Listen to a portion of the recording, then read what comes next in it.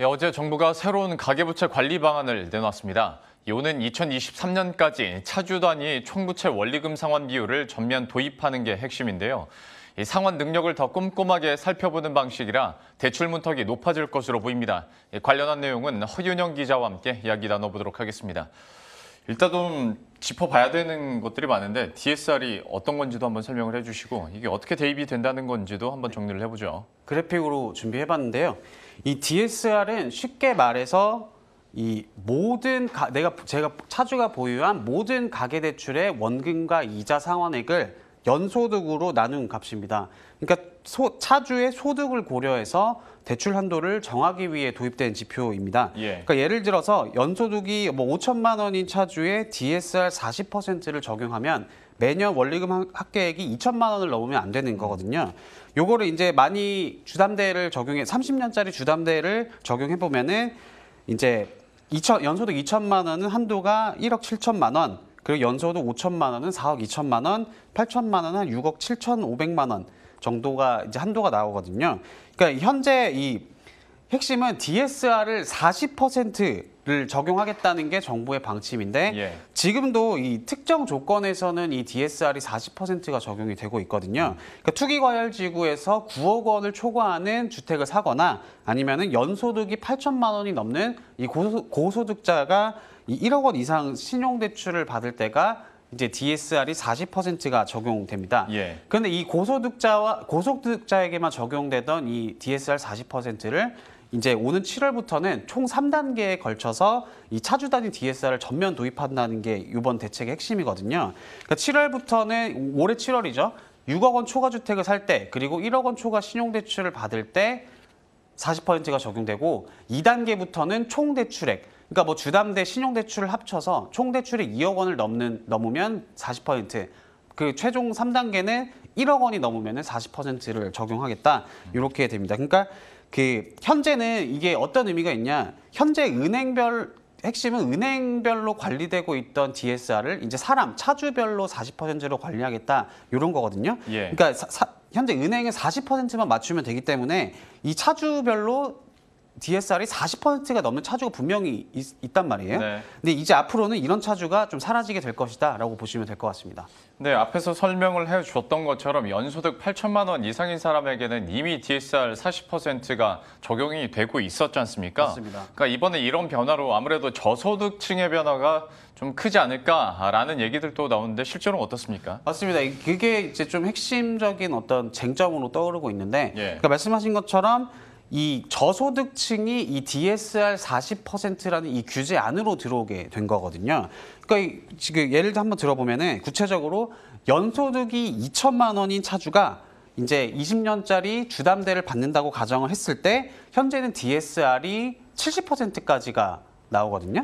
근데 이를 토대로 대출 한도를 계산을 해보면은 최대한 2억 2천만 원까지 보시는 것처럼 현재는 2억 2천만 원인데 저게 DSR 70%일 때고 40%가 적용이 되면은 1억 2,600만 원, 1억 원 가까이 깎이는 거죠. 연소득 3천만 원도 똑같은 조건에서는 3억 3천만 원에서 1억 9천만 원으로 3천만 원 분들이 어떻게 보면 더 많이 줄어들게 되거든요. 그러니까 정리하면은 8천만 원 이상 고소득자의 경우에는 이미 저 규제를 받고 있기 때문에 이번 대책에서 영향이 크지 않는 반면에 저소득자에게는 없던 규제가 도입되는 셈이어서 이제 말씀하신 것처럼 영향이 훨씬 크다 이런 반응이 나오고 있는 것 같습니다. 하다 보니까 이제 영향을 저소득층이 많이 받아갈 텐데 특히나 이제 주로 젊은 층들 특히 좀 영혼까지 끌어모아서 내 집 마련을 하려는 사람들은 아마 타격이 더 크지 않을까 싶은데 이제 영끌이라는 단어도 그러면 없어지는 겁니까? 맞습니다. 그 핵심은 계속 산수 얘기를 해서 죄송한데 예를 들어서 소득 5천만 원 직장인이 8억 원 주택을 구입한다고 하면은 서울 지역에 있는 LTV가 40%잖아요. 그럼 주담대 한도가 3억 2천만 원까지 나오게 됩니다. 그렇잖아요. 근데 8억 원 이하 아파트는 현재 DSR을 70%까지 대출을 받을 수 있거든요. 근데 연소득 5천만 원에 DSR 70% 이걸 하면은 대출 한도가 5억 5천만 원입니다.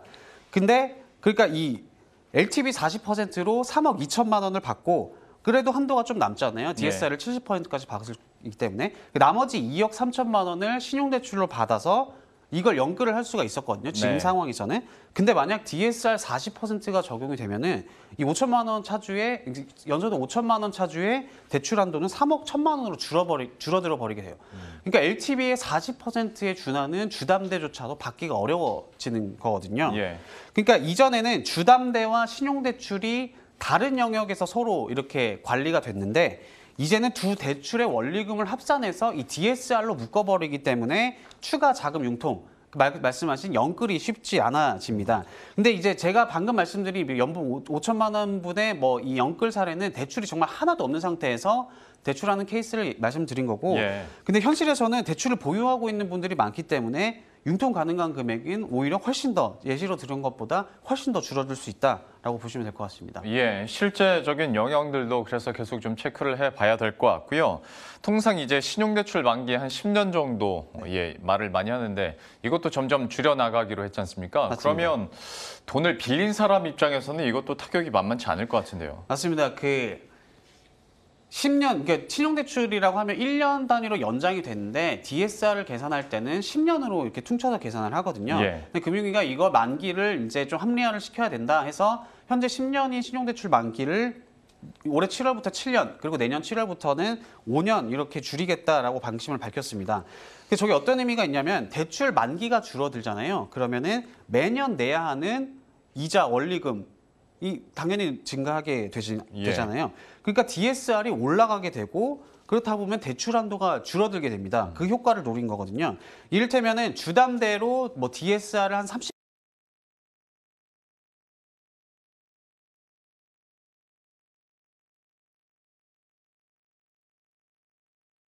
하는 거죠. 왜냐하면은 만기가 절반으로 줄어드는 만큼 상환 부담이 2배로 늘어나기 때문입니다. 예. 그러니까 다만 이제 조금 모든 신용대출에 해당하는 게 아니라 이 대출 기간 동안 뭐 좀 원금을 나눠 갚는 신용대출에 대해서는 좀 DSR을 계산할 때 그래도 만기 10년을 적용할 수 있도록 해주겠다 이렇게 여지를 남겨뒀고, 그러니까 이번 대책 발표에 앞서서 거론됐던 정말 핵심 방안 중에 하나가 이 신용대출 원금 분할 상환을 의무화하는 게 포함될 것이다 이런 예. 얘기가 나왔었는데, 근데 정리해 보면은 좀 의무화까지는 아니고 이 신용대출을 원금을 분할 상환하는 신용대출에 좀 인센티브를 주는 방식으로 조금 선회를 했다 이렇게 정리해 볼 수 있을 것 같습니다. 예.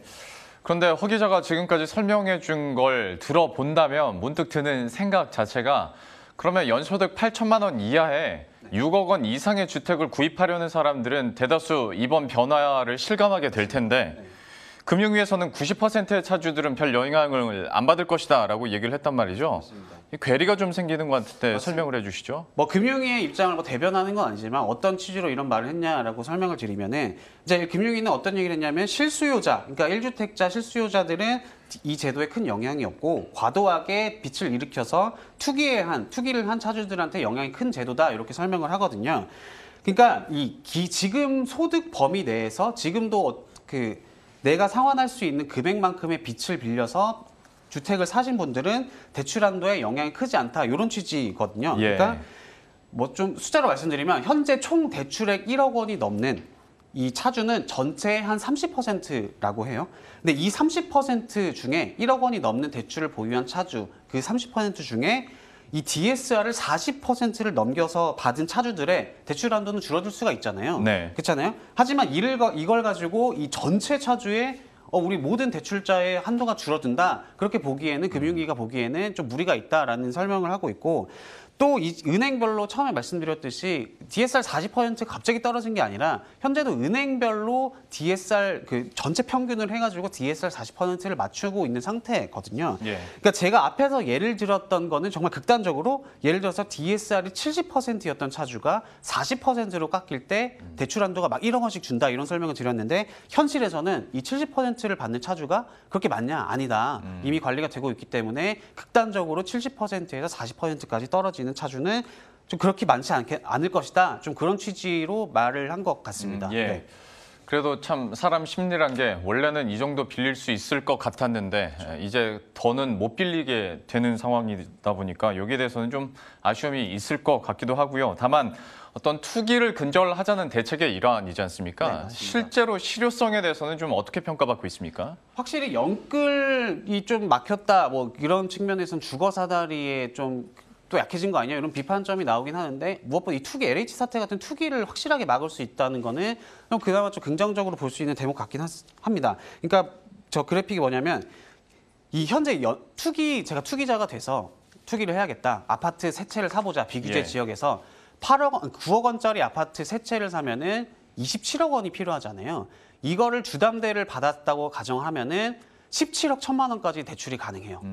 왜냐하면은 비주택 같은, 그러니까 비규제 지역 같은 경우에는 LTV 한도가 많이 나오기 때문에 네. DSR도 70%까지 받을 수 있기 때문에 근데 차주 단위로 저게 전환이 되면은 6억 7,500만 원까지밖에. 그러니까 투기자들이 막 아파트 세 채 이렇게 살지를 못한다는 거죠. 그리고 네. LH 사태처럼 토지도 막 한 명의 차주가 수십억 원의 대출, 10억 원이 넘는 대출을 받아서 토지를 사가지고 좀 투기를 하는 것도 이번에 완전히 차단이 됐다라고 이제 좀 정리를 해볼 수 있을 것 같습니다. 예, 지금까지 허윤영 기자와 함께했습니다. 잘 들었습니다.